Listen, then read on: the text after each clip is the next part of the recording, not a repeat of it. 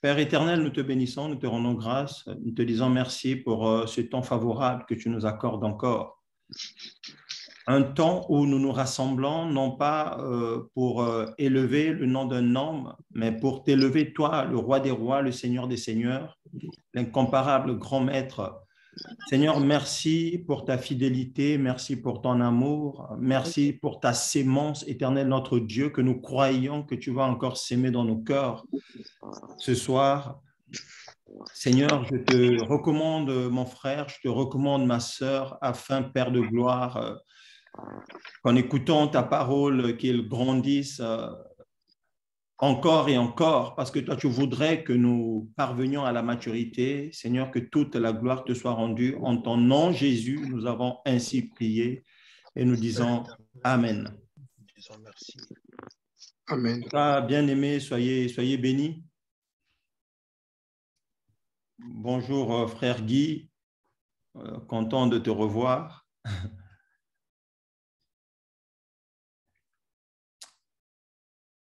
Écoutez, on ne va pas trop traîner, hein, donc nous allons rentrer peut-être pas dans le vif du sujet, c'est toujours bien d'introduire. Je suis content d'être là encore aujourd'hui, au milieu de vous. J'ai encore reçu cette grâce du Seigneur que ce n'est pas moi qui vienne vous parler. Chaque fois que je viens pour vous parler, mes bien-aimés, pour apporter une exhortation, quelquefois je suis partagé entre deux sentiments. Il y a un sentiment de joie parce que c'est une grâce. On est content parce que Dieu t'a fait la grâce de le servir. Mais d'un autre côté, il y a une crainte en fait. Parce que mes bien-aimés, un enfant de Dieu, c'est celui qui se remet continuellement en question. Quand on est enfant de Dieu, il ne faut pas se complaire dans sa position en fait. Mais il faut continuellement se remettre en cause. Paul se remettait continuellement en cause. Quand il dit « je traite durement mon corps », ne croyez pas qu'il traitait durement son corps une seule fois. Non, c'était continuellement. Il traitait durement son corps, mais c'était continuel. Tous les jours que Dieu faisait, Paul, il traitait durement son corps. Il faisait attention à sa vie. Il se remettait en cause tous les jours que Dieu faisait. C'est ce sentiment-là qui doit nous animer quand on est enfant de Dieu. Malheureusement, aujourd'hui, ce que nous voyons, c'est que les enfants de Dieu deviennent orgueilleux. Une fois que tu as accepté le Seigneur, une fois que tu as reçu le Saint-Esprit et tu te crois être arrivé, tu crois que tout est OK pour toi. Le paradis t'est garanti. Et là, on reviendra encore sur l'épineux sujet du salut qui peut se perdre ou pas. Mais je ne vais pas là-bas. Mais je dis simplement qu'un enfant de Dieu, c'est celui qui se remet en cause tous les jours. Mais bien aimé, David a dit, je veux le lire, David a dit dans Psaume, je pense, c'est le Psaume 139, si je ne m'abuse. Alors, David va dire dans le Psaume 139, nous sommes au verset 23 et 24. David dit, « Sonde-moi, ô Dieu, et connais mon cœur. Éprouve-moi et connais mes pensées. Regarde si je suis sur une mauvaise voie et conduis-moi sur la voie de l'éternité. » Mais bien aimé, ça c'est David qui est en train de faire cette prière au Seigneur. C'est le genre de prière que nous ne faisons pas. Combien parmi nous, les chrétiens, nous remettons en cause? Et au contraire, nous nous enorgueillissons de notre situation. Seigneur, tu as vu que j'ai tout abandonné pour te suivre. Tu as vu, Seigneur, que je vis dans la sanctification. C'est devenu ça, nos prières à nous. Mais David, l'homme selon le cœur de Dieu, se remettait en question. Il dit, Seigneur, sonde mon cœur, regarde-moi, Seigneur. Regarde si je suis encore dans le vrai, ou je me suis déjà égaré, ou je me suis déjà dérouté. Mais mes bien-aimés, Dieu, quand David faisait cette prière-là, sûrement, nous sommes certains que Dieu lui a répondu. Mais nous disons, c'est ce sentiment-là qui doit animer un vrai enfant de Dieu. Il doit se remettre régulièrement en question. Parce que la marche chrétienne, mes bien-aimés, vous le savez, est une course de fond. Tant que tu n'as pas atteint la ligne d'arrivée, tu ne peux pas fêter. Voilà pourquoi la Bible nous dit à juste titre que c'est là-haut que nous irons fêter. Ce n'est pas ici-bas. La fête, ce n'est pas ici. Lorsque la Bible nous parle des noces, mes bien-aimés, les noces, ce sera là-haut que nous irons pour les noces. Et Dieu sait pourquoi il a prévu les noces hors de la terre. Le Seigneur a dit, mon royaume n'est point ici-bas. Donc, nous ne devons pas nous complaire dans notre position. Nous ne devons pas nous complaire de notre situation de chrétien, être orgueilleux devant le Seigneur. Mais nous devons être animés par le sentiment qui animait David, qui dit, Seigneur, regarde-moi si je suis sur une mauvaise voie. Regarde-moi si je suis sur une mauvaise voie et conduis-moi sur la voie de l'éternité. C'est ce sentiment-là qui doit nous animer, mes bien-aimés. Malheureusement, aujourd'hui, c'est triste de constater que les chrétiens ont perdu l'humilité. Et je disais tout à l'heure au début que lorsque je me présente devant vous pour parler, je suis partagé entre deux sentiments. Un sentiment de joie parce que Dieu m'a fait grâce de venir parler pour lui. Dieu m'a fait grâce de le servir. C'est une grâce parce que je ne l'ai pas mérité. Il y a quelque temps en arrière, si on me disait que frère Landry va prêcher la parole aujourd'hui aux bien-aimés, même moi-même, je n'y aurais pas cru en fait. Encore moins d'autres personnes qui me connaissaient. Voilà pourquoi je prie toujours le Seigneur qu'il m'accorde l'humilité. C'est très important, mes bien-aimés. Qu'il m'accorde de l'humilité. Il y a beaucoup d'enfants de Dieu, beaucoup de serviteurs de Dieu qui ont reçu des grâces particulières du Seigneur. Mais ils n'ont pas fait attention à l'humilité. Ils ont reçu beaucoup de grâces du Seigneur, beaucoup d'enfants de Dieu, mes bien-aimés. Vous les voyez autour de vous. C'est peut-être même vous-même. Il y a beaucoup d'enfants de Dieu qui ont reçu des grâces excellentes. Une sœur qui a le don de vision, un frère qui a le don de sagesse, le don de connaissance, le don de décortiquer la parole. Mais généralement, on ne fait pas attention à une chose, on ne fait pas attention à l'humilité. Mais rappelez-vous, un jour, nous disions, lorsque nous parlions des mets du roi, les ennemis de Daniel ont dit, nous ne trouverons rien pour faire tomber, pour faire chuter ce Daniel. Si nous devons trouver une occasion de chute, il nous faut aller la chercher dans la loi de son Dieu. Mais le diable, il est rusé, mes bien-aimés. Il savait que le chrétien, il s'était focalisé à beaucoup de choses spirituelles, mais il avait négligé, c'est-à-dire que les petites choses, c'est comme ça qu'on va les appeler, comme l'humilité. Comme le nom l'indique, l'humilité, c'est vraiment se faire petit, quoi. Ils avaient oublié les petites choses. Nous irons chercher dans la loi de son Dieu. Heureusement que Daniel n'est pas un faux chrétien. il a tenu. Mais beaucoup parmi nous tombent dans le piège de l'ennemi. Quand l'ennemi vient chercher dans la loi de notre Dieu, il trouve des fenêtres, il trouve des petites ouvertures et il rentre, il pénètre par là et il vient saccager la vie de l'enfant de Dieu. Voilà, mes bien-aimés, je voulais vous faire ce petit partage-là. N'oublions pas l'humilité, mes bien-aimés. N'oublions pas l'humilité. Il y a beaucoup de serviteurs de Dieu qui tombent à cause de l'humilité. Il est vrai que Dieu leur a fait une grâce excellente. Dieu leur a accordé le ministère. Mais ils ont oublié cette petite chose qui s'appelle l'humilité.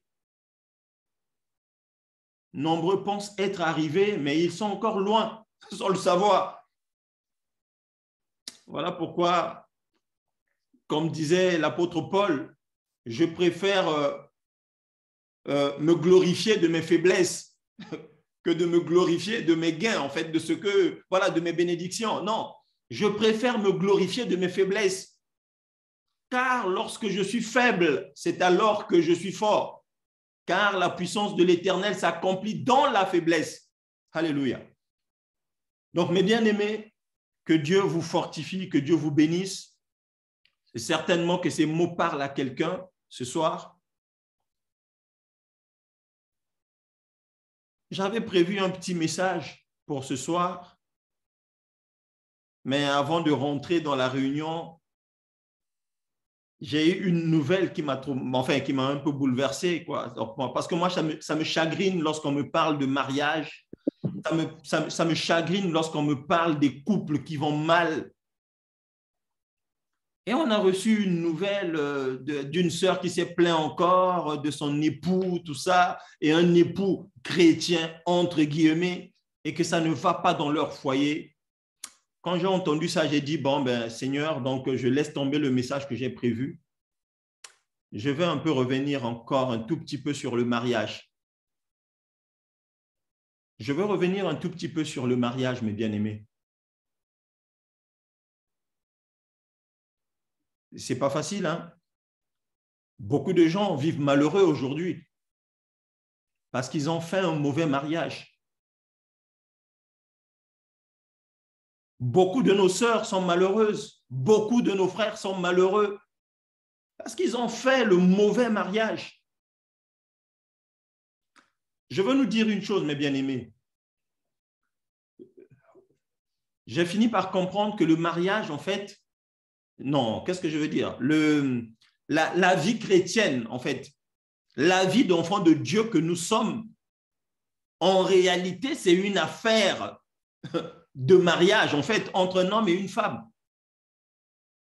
Nous devons le retenir une bonne fois pour toutes. La vie chrétienne se résume à une relation entre un homme et une femme.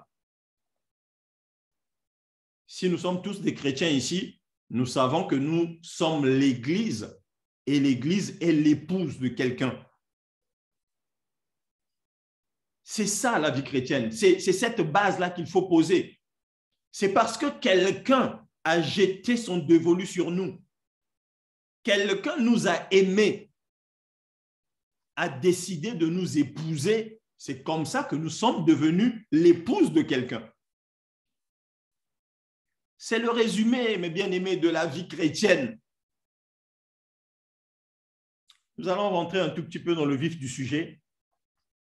Je vais demander au frère Guy de m'aider à la lecture. Nous allons lire quelques passages, dans un premier temps, 2 passages bibliques.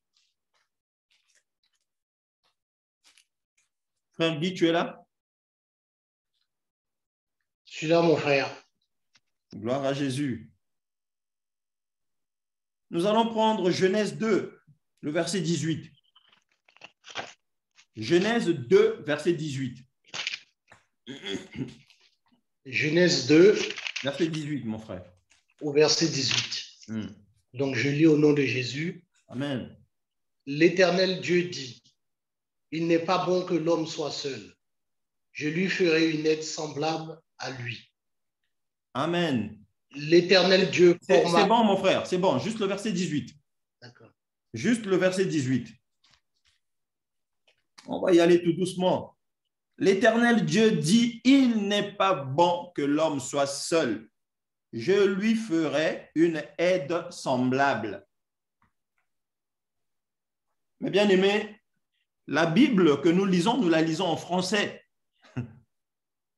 Ce que le frère vient de lire, moi, je n'ai pas lu que c'est Adam qui est en train de dire « il n'est pas bon que je sois seul ». Non.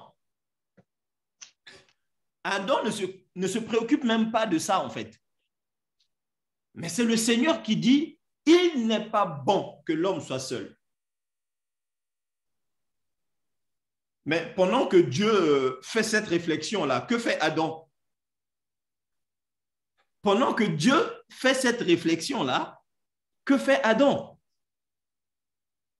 Il n'est pas bon que Adam soit seul. Il n'est pas bon qu'il soit seul, lui. Je veux lui faire une aide semblable. Mon bien-aimé Philippe, nous allons prendre un deuxième passage. Nous sommes dans Genèse 24. On va rester dans Genèse. Genèse 24.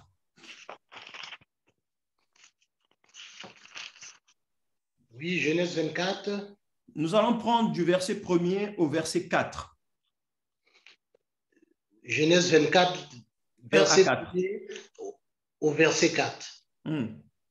Donc, Abraham était vieux, avancé en âge, et l'Éternel avait béni Abraham en toutes choses. Abraham dit à son serviteur, le plus ancien de sa maison, intendant de tous ses biens, mais je te prie ta main sous ma cuisse, et je te ferai jurer par l'Éternel, le Dieu du ciel et le Dieu de la terre, pas prendre pour mon fils une femme parmi les filles des Cananéennes, au milieu desquelles j'habite, mais d'aller dans mon pays et dans ma patrie, prendre une femme pour mon fils Isaac.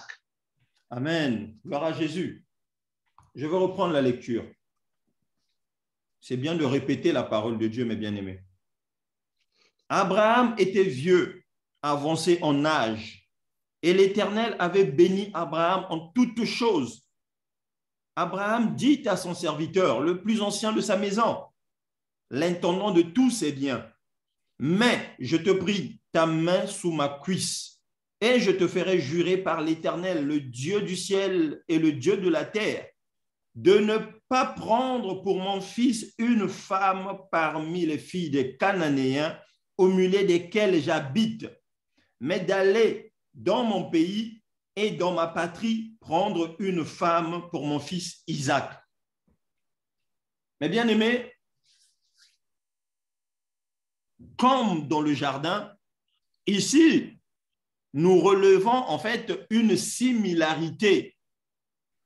Il y a quelque chose, il y a un trait commun qui ressort ici, c'est que dans ce petit passage que moi et le frère venons de lire, en fait, ce n'est pas Isaac qui est en train de parler d'aller épouser d'une femme. Isaac n'est pas là.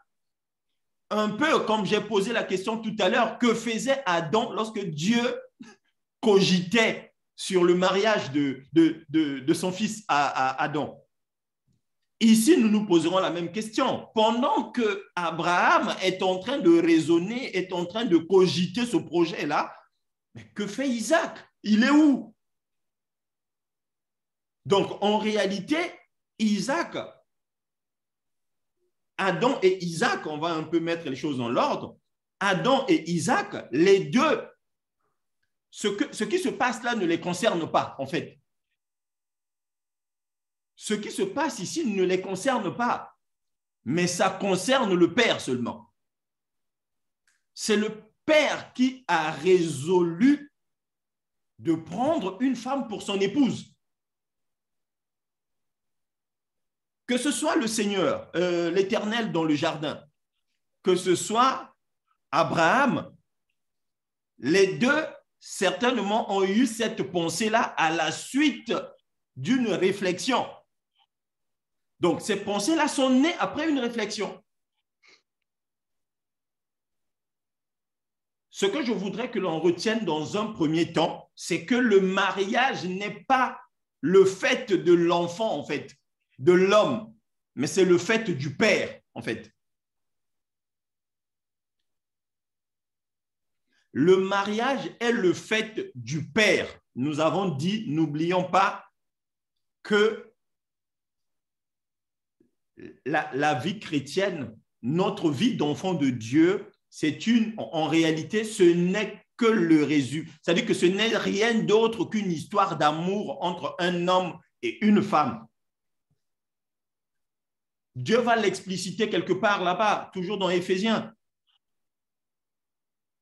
Christ, l'homme est le chef de la femme, comme Christ est le chef de l'Église. Voilà en fait une comparaison que l'apôtre Paul a faite pour nous éclairer davantage. L'homme est le chef de la femme, comme Christ est le chef de l'Église. En fait, l'exemple qu'il donne, quand il dit l'homme est le chef de la femme, en réalité, mais pourquoi l'homme est le chef de la femme? Mais regardez Christ. L'homme est le chef de la femme parce que Christ est le chef de l'Église. Donc, en réalité, il a inversé l'ordre. Hein. Là, nous devons comprendre que c'est parce que Christ est le chef de l'Église que l'homme est le chef de la femme. Ce lien-là, mes bien-aimés, il faut que nous l'imprimons dans notre tête. Mais un chef, c'est quoi un chef? Vraiment, permettez-moi, mes frères, ce petit message-là, je m'adresserai beaucoup plus aux frères, en fait. Parce que très souvent, dans les foyers, on entendra, je dis bien très souvent, on entendra qu'un frère malmène son épouse, qu'un frère bat son épouse, qu'un frère trompe sa femme. Voilà, c'est-à-dire qu'on l'entendra plus que le contraire. Hein, vraiment, vous me contredisez hein, si ce n'est pas le cas. Mais très souvent, on entendra qu'il y a tel frère qui malmène sa femme, il y a tel frère qui bat sa femme à la maison. Donc, je vais m'appesantir un peu plus sur le frère, en fait. Le mariage, mes bien-aimés, c'est la volonté du Père. C'est Dieu qui juge de notre capacité ou c'est Dieu qui juge de la capacité du frère à devenir chef ou pas. C'est la capacité de Dieu. C'est le Père qui juge. Est-ce que mon fils est prêt pour relever le défi de la chefferie? Est-ce qu'il peut maintenant assumer des responsabilités? C'est Dieu qui le décide. Repartons au jardin. Nous voyons, avant que Dieu ne nourrisse la réflexion, qu'il n'est pas bon que Adam soit seul. Mais Dieu avait responsabilisé Adam, mes bien-aimés. En d'autres termes, Dieu avait donné les compétences nécessaires requises à Adam pour qu'il puisse assumer des hautes fonctions. Parce que être mari, c'est une haute fonction, mes bien-aimés. N'est pas mari qui veut. On ne devient pas mari dans la bouche. C'est Dieu qui te nomme, qui te donne ce titre-là. Frère Landry, dorénavant, je fais de toi chef. Et tu devras gouverner la sœur Bénédicte. L'homme est le chef de la femme, comme Christ est le chef de l'Église. Mais bien aimé, si Dieu ne te juge pas apte à devenir chef, n'ose pas te marier. Ce n'est pas bon. Si tu es voué à l'échec, c'est vraiment pas bon. Si cette volonté-là n'est pas née de Dieu, n'est pas née du Père, parce que n'oublions pas, nous sommes des hommes spirituels. Hein? Voilà, nous sommes dans la maison de Dieu. Là. N'interprétez pas mal, ne sortez pas hors de l'enclos. Nous sommes dans la maison de papa, là. C'est ici que nous parlons. Donc, nous disons, si papa ne te juge pas apte à assumer des fonctions de chef, ne t'hasarde pas à le faire par toi-même parce que tu vas lamentablement échouer. Malheureusement, mes bien-aimés, Aujourd'hui, au milieu de nous, nous voyons, si nous partons sur ces bases-là, nous voyons qu'il y a beaucoup de non-mariage en fait. Il y a beaucoup de non-mariage parce que ce n'était pas la volonté du Père. C'est des hommes qui se sont improvisés chefs, mais ils ne l'étaient pas. Ils n'en avaient pas les compétences. Dieu ne les avait pas jugés capables. Mais ils se sont autoproclamés chefs. Et quand ils sont arrivés au sommet, ils ont commencé à faire n'importe quoi. Ils ont commencé à battre femmes, ils ont commencé à battre enfants, ils ont commencé à faire mourir de faim la femme, ils ont commencé à faire mourir de faim les enfants. C'est ça, mes bien-aimés. Mais, mes frères, regardons les familles que nous avons.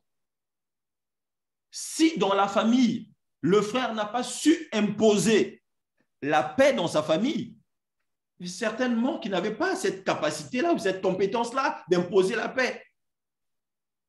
Si tu n'as pas pu imposer la joie dans ta maison, mais c'est certainement que tu n'en avais pas la capacité. Si tu ne t'entends pas avec ta femme dans la maison, c'est-à-dire que, mes bien-aimés, c'est triste. Vous savez qu'il y a des bien-aimés, mari et femme dans la maison qui ne se supportent pas. Mais comment vous allez l'expliquer? Est-ce que c'est la volonté de Dieu, ça? Non. Non. Ça ne peut pas être la volonté de Dieu.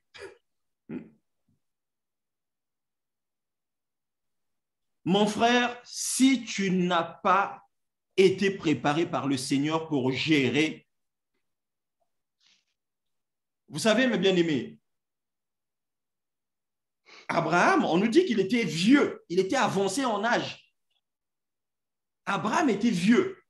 Ça veut dire qu'il a eu le temps nécessaire pour préparer Isaac à devenir chef. Et quand il nourrit cette ambition-là, mais il sait que Isaac était prêt à assumer la fonction de chef. Abraham était conscient de ça. Comme notre père dans le jardin était conscient. Parce qu'il avait bien préparé Adam. La Bible nous dit que Adam, il était vraiment chef, quoi. C'est lui qui nommait les animaux dans le jardin, c'est lui qui coordonnait dans le jardin là-bas, tout ça, c'est lui qui donnait les ordres. Dieu l'avait responsabilisé. Et donc, si Dieu ne t'a pas préparé à ça, mais ne t'hasarde pas à faire les choses par toi-même parce que ça ne réussira pas. Que nous disent les Écritures, mes bien-aimés? On va repartir au jardin là-bas. Genèse 3, frère Guy, je reste avec toi aujourd'hui. Hein. Que nous disent les Écritures, mes bien-aimés?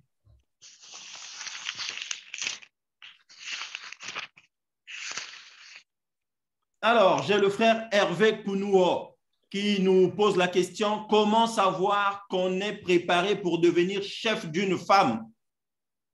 La réponse, elle est simple et évidente. Hein. Je pense pour tout le monde.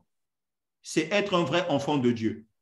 C'est obéir à Dieu, marcher dans la sanctification. C'est comme cela que Dieu va te convaincre que tu es chef, que tu es maintenant prêt à devenir chef.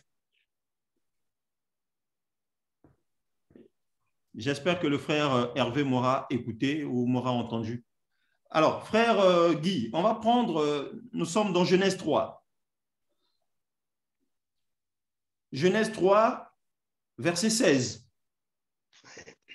Genèse 3, verset 16. Donc, je lis au nom de Jésus. Il dit à la femme, j'augmenterai la souffrance de tes grossesses. Tu enfanteras avec douleur et tes désirs se porteront vers ton mari, mais il dominera sur toi. Gloire à Jésus. Ce qui nous intéresse dans ce verset, c'est la deuxième partie. Et tes désirs se porteront vers ton mari, mais il dominera sur toi. Mais ça nous ramène où? Ça nous ramène à Éphésiens, mes bien-aimés. Mais Éphésiens nous dit quoi? Mais Christ est le chef de l'Église et l'homme est le chef de la femme. Le chef, c'est celui qui domine, c'est celui qui est au-dessus. J'espère qu'on est d'accord. Il dit quelque chose d'important ici, l'Éternel. Tes désirs se porteront vers ton mari. Tes désirs se porteront vers ton mari. Et Éphésiens nous dit quoi? Éphésiens nous dit ceci, mes bien-aimés. Éphésiens nous dit, Éphésiens 5, hein? Éphésiens nous dit, il parle du mari là, verset Éphésiens 5, 25. Marie, aimez vos femmes comme Christ a aimé l'Église et s'est lui-même livré pour elle. En réalité, l'homme se donne pour la femme. C'est là, en fait, que nous devons comprendre que les désirs de la femme se tournent vers le mari. Mais bien aimé, mais il y a des frères qui veulent aller dans le mariage et ils ne sont même pas en mesure de répondre à tous les désirs de leur femme. C'est compliqué.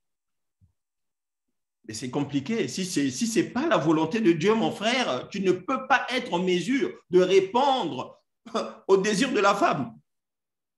Dieu dit que les désirs de la femme se porteront vers le mari. Mais toi, tu vas prendre une femme et c'est-à-dire que tu veux d'abord la convaincre que ma chérie, pour le moment, je ne suis pas en mesure.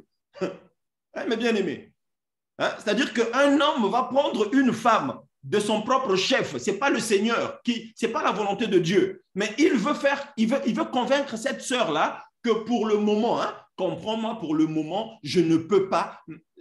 Non, mes bien-aimés, non, non. Les désirs de la femme se porteront vers le mari. Mais bien-aimés, mais tous les désirs de l'Église se portent vers le mari de l'Église, qui est Christ. Voilà pourquoi matin, midi, soir, nous crions à cet époux-là. Voilà pourquoi nous le sollicitons matin, midi, soir. Seigneur, aide-moi. Seigneur, sauve-moi. Seigneur, fais ceci. Seigneur, fais cela. Tous les désirs de l'Église se portent vers son mari, qui est Christ. Et pareil, par rapport au lien que l'apôtre Paul a fait, pareil, tous les désirs de la femme se porteront vers le mari. Mais bien aimé, n'oublions pas que Adam n'a pas demandé à Dieu, Seigneur, je veux me marier. Papa, je veux me marier. Papa, trouve-moi une femme. J'ai besoin d'une femme. Non, Adam n'a pas demandé ça. Isaac, encore moins. Isaac n'a jamais demandé à son père Abraham, papa, marie-moi une femme. Non, c'est le papa qui savait. C'est le papa qui regardait son fils et à un moment donné, il a compris qu'il est maintenant prêt à assumer les fonctions. Mais bien aimé, le mariage est un mystère. C'est la Bible qui le dit. Le mariage est un mystère. Ne s'engage pas dans le mariage qui veut. Parce que le mariage, mes bien-aimés, c'est quelque chose de tellement important, mais je ne sais pas. En tout cas, mais le mariage est un mystère, mes bien-aimés. Hein? C'est un mystère. C'est Dieu qui doit prendre la décision. Dieu regarde que tu es prêt ou pas. Mais bien aimé, vous savez, Adam, pendant qu'il est dans son coin, pendant qu'il ne soupçonne rien, parce que Adam ne soupçonnait rien, mais son papa, lui, il avait déjà résolu. Non, il n'est pas bon qu'il soit seul, lui. Je veux lui trouver une femme. Et la Bible nous dit que Dieu emmena la femme à Adam. Gloire à Jésus. Dieu emmena la femme à Adam. Qu'est-ce que je veux dire par là? Ça veut dire que même la dot de Ève, c'est Dieu lui-même qui l'avait payée. Ce n'est pas Adam, mes bien-aimés. Ce n'est pas Adam qui a payé la dot de Ève. Mes bien-aimés, ce n'est pas Isaac qui a payé la dot de Rebecca, c'est Abraham. Voilà pourquoi nous disons que le mariage est le fait du Père. C'est la volonté du Père. Et nous, en tant que chrétiens, dans la révélation, nous comprenons que c'est Dieu, en fait, spirituellement, qui doit nous emmener vers le mariage et non pas nous-mêmes. Le mariage, mes bien-aimés, est un mystère. Le Père pourvoit. Vous savez, j'avais quelque chose que je disais souvent à mes amis à l'époque. Bah, je n'étais pas encore chrétien. Mais il y a une phrase que j'aimais souvent dire à mes amis ou à ceux que je connaissais qui voulaient parler de mariage. Tiens, mon frère, j'aimerais me marier, mais je n'ai pas d'argent. Il y a beaucoup de jeunes, hein, il y a beaucoup d'hommes qui raisonnent comme ça. J'aimerais me marier, mais je n'ai pas d'argent. En réalité, ces hommes-là qui parlent comme ça, c'est parce qu'ils veulent faire leur volonté, en fait. Là, j'aimerais me marier, mais je n'ai pas les moyens. Mais il y a même beaucoup de sœurs parmi nous ici, certainement, qui se retrouveront. Il y a des sœurs peut-être qui n'ont pas été épousées par leur homme.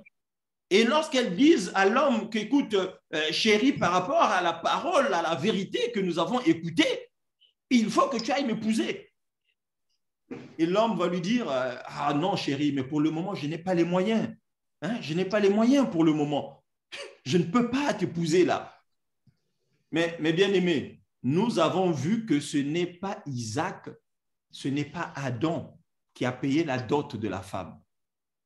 La dot de la femme est payée par le Seigneur. C'est ce que nous disions. Si le mariage est la volonté du Père, c'est le Père. C'est le Père qui règle, en fait, c'est-à-dire qui pose le fondement de ce mariage-là. Et donc, je disais tout à l'heure que moi, je disais souvent à mes amis qui me répondaient que non, mais j'aimerais me marier, mais je n'ai pas les moyens. Et moi, je leur disais, mon frère, l'argent du mariage, on ne le cherche pas, mais on le trouve. On ne cherche pas l'argent pour se marier, mais là, cet argent-là, on le trouve. Une fois qu'on s'est mis d'accord avec le Seigneur, que c'est le moment pour moi de devenir chef, le Seigneur lui-même pourvoit. Mais ce n'est pas à toi, en fait, d'aller, je sais pas, d'aller faire tes calculs charnels, tout ça, comment je veux faire pour trouver de l'argent.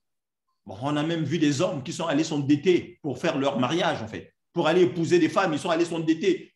Donc, ils ont épousé des femmes à crédit, mes bien-aimés. Pensez-vous que c'est la volonté de Dieu, ça?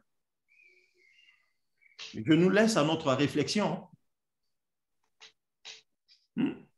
Un homme rentre dans sa maison, dans sa chambre, il cogite, il réfléchit. Ah, il faut que j'aille épouser la sœur. Oh là là. Oh, est-ce que Cofidis peut me prêter un peu d'argent? Est-ce qu'un tel peut me prêter un peu d'argent? Et mes bien-aimés, c'est la volonté de l'homme, en fait, qui se réalise. Et Dieu n'a rien à voir avec tout ça. Dieu n'a rien à voir avec tout ça.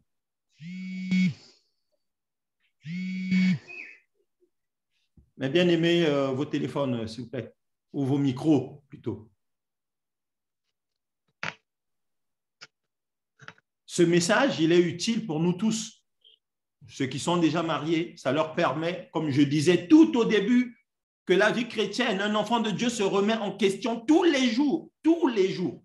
Un enfant de Dieu doit se remettre en question. Que tu sois marié depuis 30 ans, tu dois te remettre en question. Où est-ce que j'avais failli, moi, lorsque je me suis lancé dans le mariage?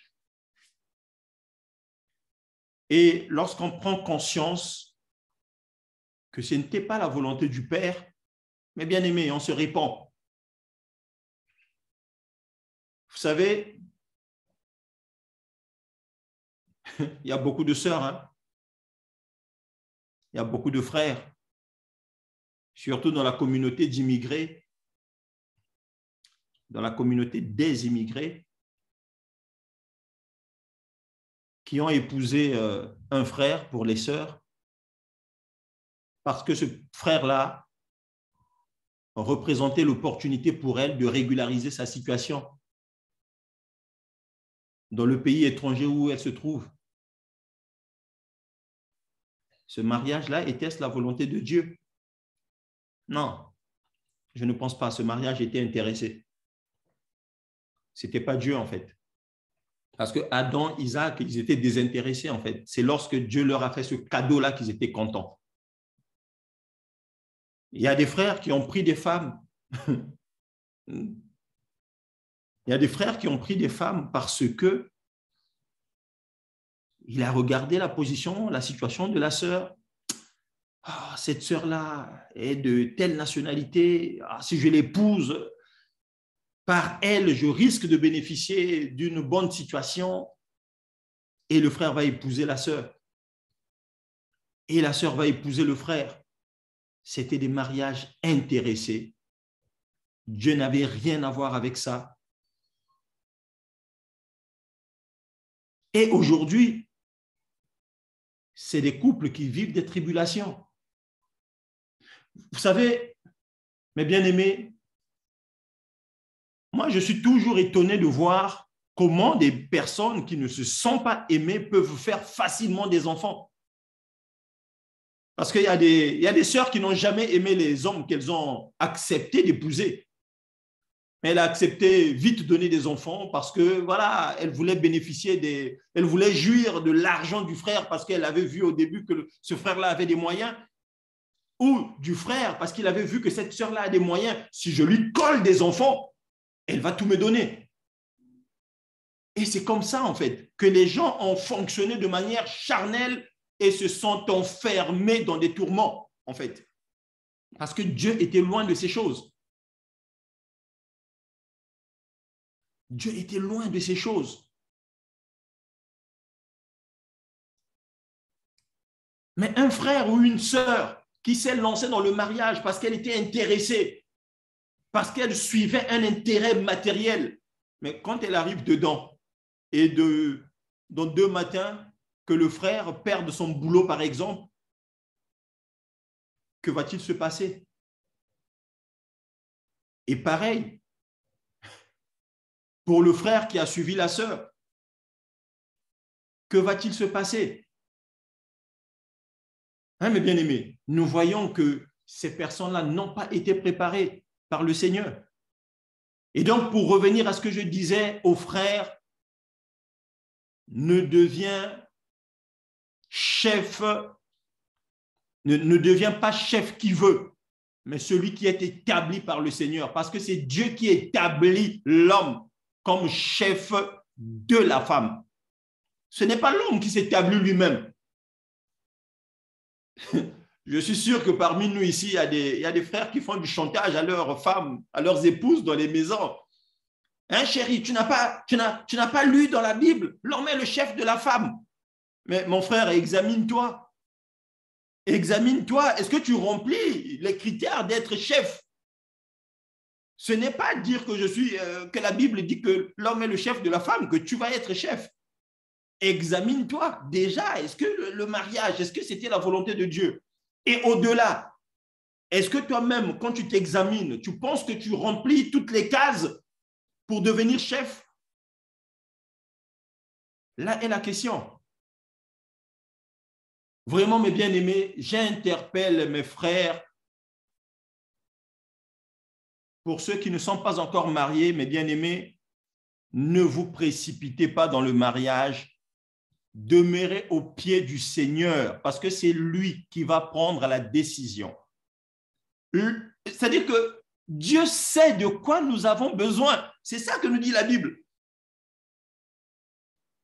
Le Père lui-même sait de quoi vous avez besoin. On s'abandonne à Dieu et c'est Dieu lui-même qui juge que maintenant tu es prêt à assumer les responsabilités. Et c'est pareil lorsqu'on vient dans l'œuvre de Dieu. Mais il y a des bien-aimés qui courent pour servir le Seigneur. Il y en a des bien-aimés mais qui courent, qui n'ont pas été appelés. Donc, ce n'était pas la volonté de Dieu, mais il court parce que, voilà, ça brûle au-dedans de lui. Il faut que Seigneur, il faut que je te serve. Et il va s'improviser pasteur, il va s'improviser apôtre, il va s'improviser. Mais bien-aimés, mais regardons la Bible. Regardons la Bible. Lorsque nous lisons les Écritures, nous voyons que la majorité des personnes, même que le Seigneur a appelées pour le servir, la majorité des personnes que le Seigneur a appelées dans la mission, mais ces personnes-là n'étaient pas chaudes au début. Si nous lisons les Écritures, nous le verrons. Nous le verrons. Moïse va parler à Pharaon. Mais que dit Moïse? Ah Seigneur, avec ma façon de parler là, mais j'ai une manière embarrassée de parler, je ne peux pas. Jérémie, je t'envoie. Oh Seigneur, je suis encore un enfant. Non, je ne peux pas y aller. Hein? Je suis encore un enfant, Seigneur, je ne peux pas. Ça, c'est les enfants de Dieu. Ils voient leur petitesse, ils voient leur faiblesse. Et nous avons dit, comme Paul, lorsque je suis faible, c'est alors que je suis fort, parce que la force d'un enfant de Dieu lui vient du Père. C'est Dieu qui nous donne la force, ce n'est pas nous-mêmes. Mais nous nous qualifions nous-mêmes. Je suis capable de faire, je suis capable. Je reçois des révélations. Moi, je reçois des révélations, Dieu me parle. C'est comme ça que les gens parlent, en fait, en réalité. Mais nous voyons que les vrais serviteurs de Dieu, c'était des personnes humbles, qui ne couraient pas. Gédéon, tu vas délivrer Israël contre Madian. Oh Seigneur, mais je suis le plus jeune de la maison de mon père, je ne peux pas. Qu'est-ce qui prouve que c'est toi qui m'envoies? Donc, nous voyons, il y a beaucoup d'exemples. C'est-à-dire que tout ce que Dieu a envoyé n'était pas... Dieu va chercher Jonas pour l'envoyer à Ninive. Jonas a refusé. Non, Seigneur, je ne peux pas y aller. C'est des païens là-bas, ils ne croiront pas. Mais que se passe-t-il avec notre génération où les gens se qualifient eux-mêmes? Les gens ne veulent plus laisser Dieu, en fait, les guider. Ils ne veulent plus laisser la volonté de Dieu se manifester dans leur vie. Mais les gens se qualifient par eux-mêmes. Alors moi, je sens que j'ai le don. Je sens que Dieu m'a donné le ministère doctoral. Je le sens, je sens ça. Oh, je sens que Dieu a fait de moi un évangéliste. Ouais, je le sens. L'orgueil des hommes. Ils sont devenus tous orgueilleux, tous. Donc, l'homme se qualifie par lui-même. Même bien aimé. Mais ici, nous parlons des serviteurs de Dieu. Mais vous savez qu'un serviteur de Dieu, un ministre de Dieu, c'est quelqu'un, en fait, qui revêt Christ. Un ministre de Dieu, c'est quelqu'un qui revêt Christ. Ça veut dire quoi? Lorsqu'il revêt Christ et qu'il se pointe devant nous, en réalité, il devient notre homme. Parce que ce n'est pas lui, en fait, qui vient œuvrer, mais c'est Christ qui vient œuvrer au travers d'une personne. Donc, du coup, il devient chef, en fait. Voilà pourquoi nous disons, il n'y a que Dieu qui peut qualifier quelqu'un. C'est Dieu qui coche les cases. Là, il est bon. Là, il est bon. Là, il est bon. Là, il est bon. Là, il est bon. Voilà. Là, je peux l'introniser. Je peux faire de lui un chef. Mais regardons l'exemple de Philippe, le diacre Philippe. Lorsque l'Église primitive instituait des diacres, nous voyons les critères. Il y avait des critères, en fait. Même dans l'Église, il y avait des critères.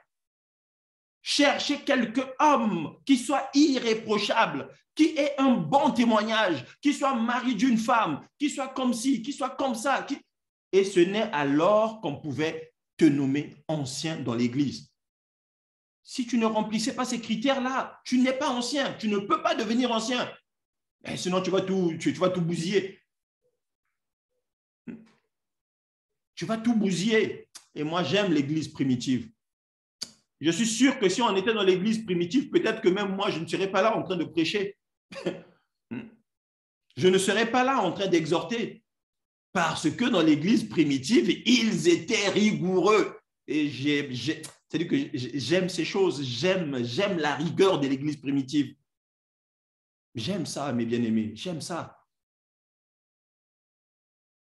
Ils étaient rigoureux. Ils ne mettaient pas n'importe qui dans le service. Un frère arrive dans l'église aujourd'hui, demain il tombe amoureux d'une sœur qu'il n'a jamais vue. C'est n'importe quoi, mes bien-aimés. C'est n'importe quoi. Revenons au mariage. Le mariage, c'est la volonté qui émane du Père. Nous allons prendre un exemple, et je pense qu'on terminera par là. Un exemple d'un homme qui a voulu se marier sans la volonté de Dieu dans la Bible.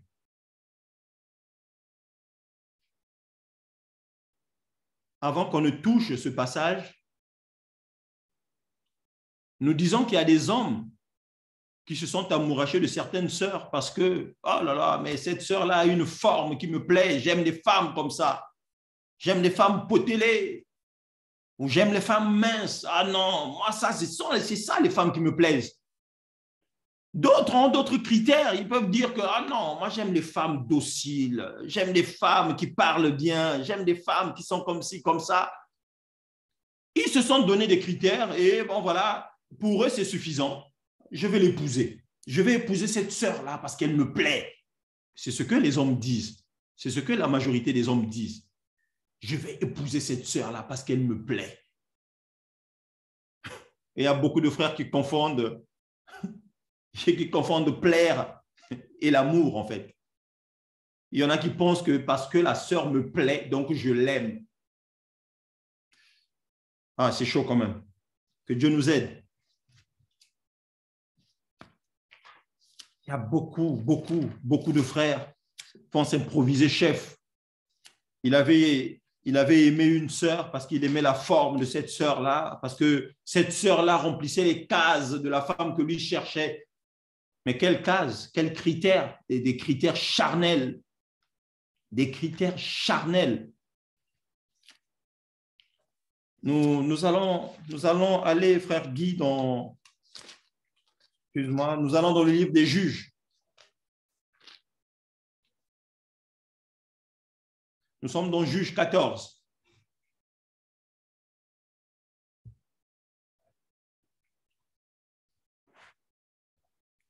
Juges 14. Oui, quel verset, mon frère? Nous allons lire du verset 1er au verset 2. D'accord. Juges 14.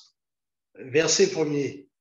Samson descendit à Tima et il y vit une femme parmi les filles des Philistins.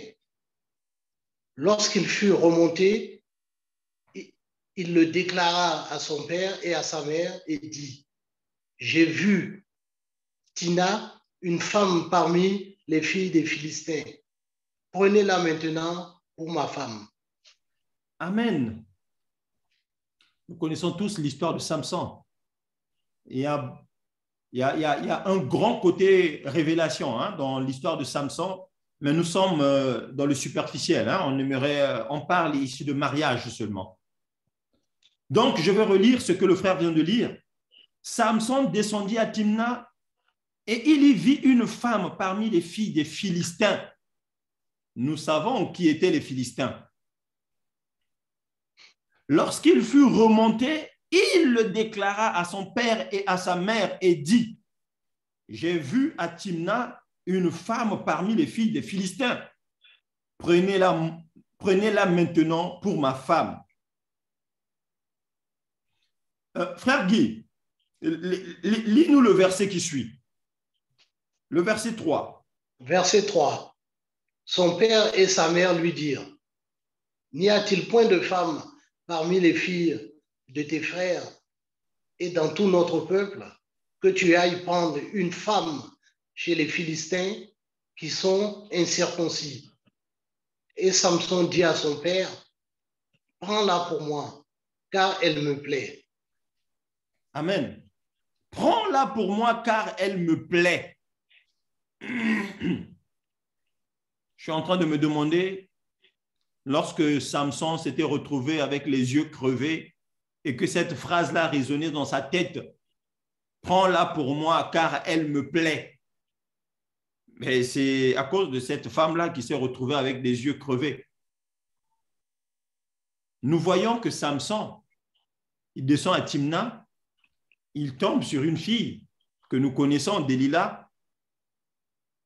Cette femme-là lui plaît. C'était charnel, mes bien-aimés. On est d'accord? C'était charnel. Ça n'avait rien à voir avec de l'amour, parce que Samson courait les femmes. C'est quelqu'un qui avait la grâce du Seigneur, mais qui jouait avec cette grâce-là en réalité.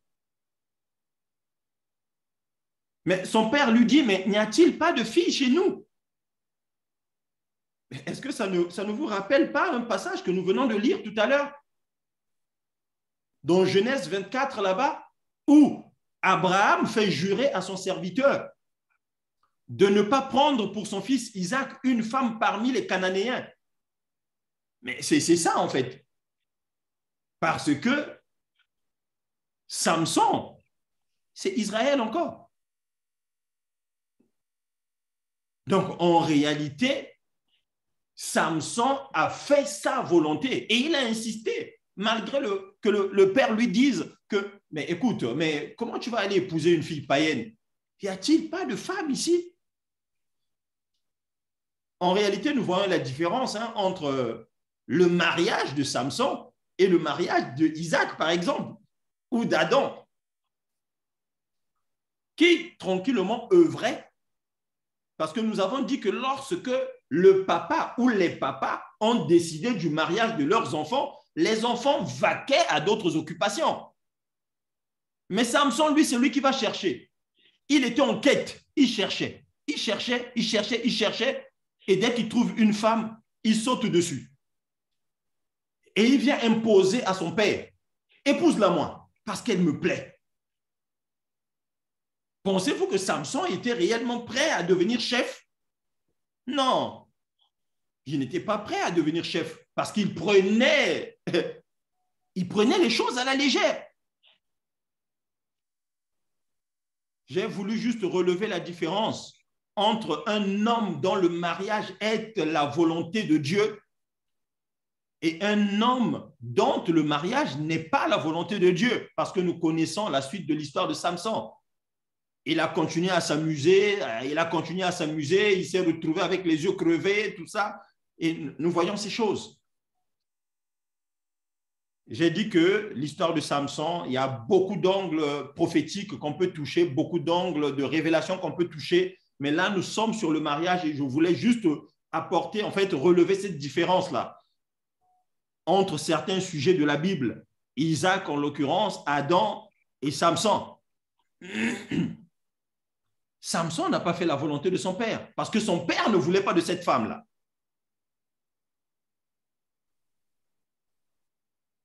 Lorsque c'est la volonté du père, c'est le père qui amène la femme. Gloire à Jésus. Lorsque c'est la volonté du père, c'est le père qui emmène la femme à l'homme. Parce que c'est le père qui marie, c'est lui qui va chercher la femme. Adam était tranquille dans son jardin là-bas, on ne sait pas ce qu'il faisait, peut-être qu'il causait avec des animaux. Lorsque Dieu lui a ramené le cadeau, Adam, il est temps que tu assumes tes responsabilités de chef. Il lui a ramené le cadeau. Pareil pour Isaac. Isaac aussi attendait tranquillement dans son coin là-bas. Lorsque le père, enfin, quand Abraham envoie son serviteur, en d'autres termes, c'est Abraham lui-même qui va chercher la femme en réalité. Parce que c'était un secret entre Abraham et son serviteur. Donc, c'est le père de Isaac qui lui a marié la femme et qui lui a ramené la femme. La Bible nous dit que lorsque le serviteur d'Abraham est allé épouser Rebecca, c'est Abraham qui lui a remis les présents à aller payer là-bas. La dot qu'il devait aller payer là-bas, c'est Abraham qui avait pourvu à cette dot-là. Nous voyons que c'est ça la volonté du père qui se manifeste dans le mariage de son enfant. Mais ce n'est pas un mariage où l'enfant se casse la tête et il ne sait pas par où passer, par où il va commencer et tout ça. Il raisonne, il réfléchit par lui-même. Et après, il réussit à se marier par ses propres forces. Et dans 2 matins, il devient violent dans la maison. Il devient infidèle dans la maison. Eh bien, simplement parce que Dieu n'était pas dans ces choses-là dès le départ. Mes bien-aimés, retenons, le mariage est la volonté du Père. Comment reconnaître une bonne femme? Non, mon frère, ce n'est pas toi qui vas reconnaître la bonne femme. Dieu te convaincra que c'est elle la bonne femme. Dieu te convaincra que c'est elle la bonne femme. Ce n'est pas toi, en fait, qui va chercher à demander même aux gens, la sœur Intel, vous la connaissez? Est-ce qu'elle sort le soir? Est-ce qu'elle est dans les réseaux sociaux? Non, Dieu te convaincra que c'est une bonne femme. Mais bien aimé, la volonté de Dieu surpasse tout. La volonté de Dieu est au-dessus de tout. J'ai dit que ce message, vraiment, je le destinais aux frères parce qu'on a entendu encore les pleurs d'une sœur. On a entendu les plaintes d'une sœur contre son époux chrétien. Ça fait que j'ai voulu vraiment qu'on parle de ces choses pour ces quelques minutes. Que Dieu nous accorde l'humilité afin de demeurer au pied du Seigneur. Que Dieu nous accorde vraiment de l'humilité pour que nous demeurions au pied du Seigneur.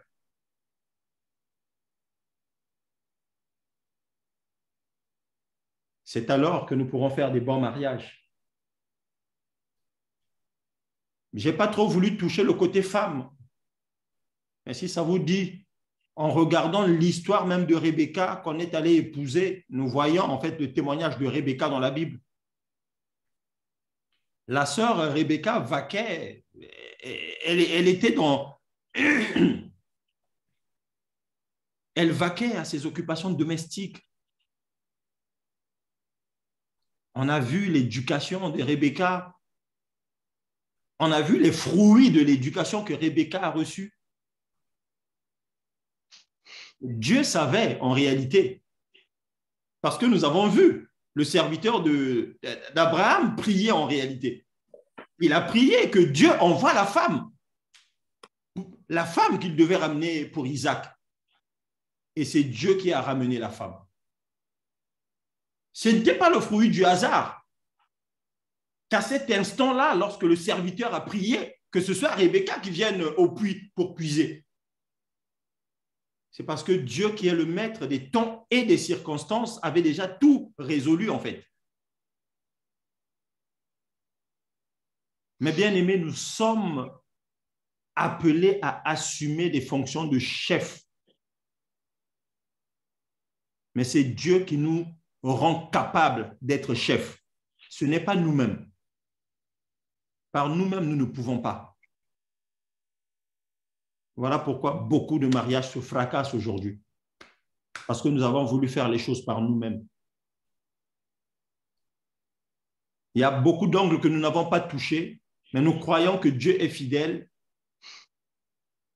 Nous croyons que ce Dieu-là que nous prions, ce Dieu-là en qui nous avons mis toute notre confiance, ne couvre pas de honte ceux qui se confient à lui. C'est cela que nous dit la Bible. La parole de Dieu nous dit, j'aime bien réciter ce verset-là, heureux ceux qui placent en l'Éternel leur appui. Ils trouvent dans leur chemin ils trouvent dans leur cœur des chemins tout tracés. C'est ça, mes bien-aimés, qui doit nous animer en tant qu'enfants de Dieu. Nous devons nous appuyer sur le Seigneur. Et c'est le Seigneur qui doit ouvrir notre chemin, en fait. Pendant que nous avançons avec lui, c'est lui qui nous ferait un chemin. Et nous avançons. Et nous avançons jusqu'au retour du Seigneur lorsque nous regagnerons le paradis. Mes bien-aimés, que Dieu vous bénisse. Je pense que je vais m'arrêter par là. Je vais prier le Seigneur pour ces quelques mots. Éternel Dieu Tout-Puissant, Père, nous te disons merci, Seigneur, pour ce temps favorable que tu nous as accordé. Nous croyons, Seigneur, que toute parole est inspiré de Dieu, utile pour redresser, pour enseigner, pour exhorter, pour ramener les cœurs. Ma prière ce soir, Seigneur, est que cette parole touche le cœur d'un frère, le cœur d'une sœur, et que ce cœur revienne à toi, Seigneur, afin qu'il fasse ta volonté et ta volonté seule.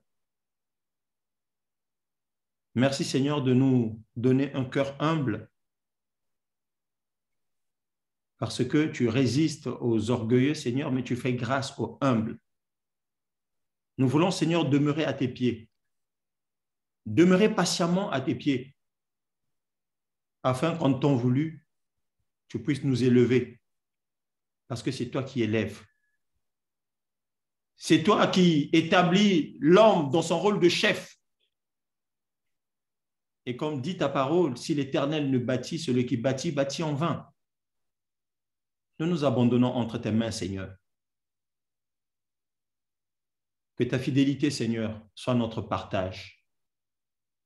Dans le nom puissant et glorieux de Jésus, nous t'avons prié. Amen.